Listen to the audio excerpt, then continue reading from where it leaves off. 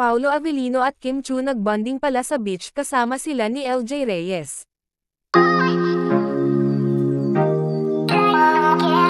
Naging usap-usapan nga ang pagbakasyon ng Kim Pao kumakailan, at naging pribado nga ang kanilang naging bakasyon.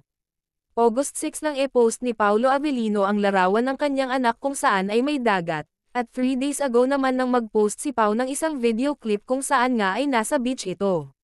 Sa IG post naman ni Kimi ay nag-post ito ng mga larawan na nasa beach nga ito, at katulad nga ni Paolo Avellino at Kim Chiu ay may same post din itong si LJ Reyes kung saan ay kasama niya ang kanyang husband na nasa beach, 15 hours ago nang ito ay nakapost.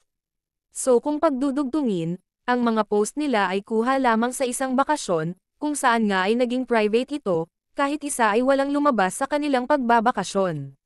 Sa naging caption naman ni LJ Reyes ay talagang may pinanggalingan.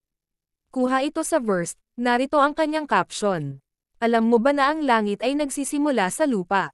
Dito nagsisimula ang langit, ngayon din, sa iyong relasyon sa Diyos at sa iyong mga mahal sa buhay.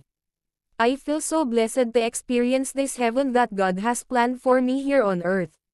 I would have never imagined this kung ako lang, ngunit ang kanyang plano ay mas malaki at mas matamis.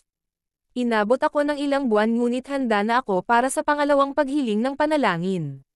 Nangako akong ipagdasal ang ilang mga tao ilang buwan na ang nakalipas, at ginagawa pa rin ang pangakong ito ng dahan-dahan ngunit tiyak. Sapagkat kung saan mo pinagmamalaki, naroon din ang puso mo.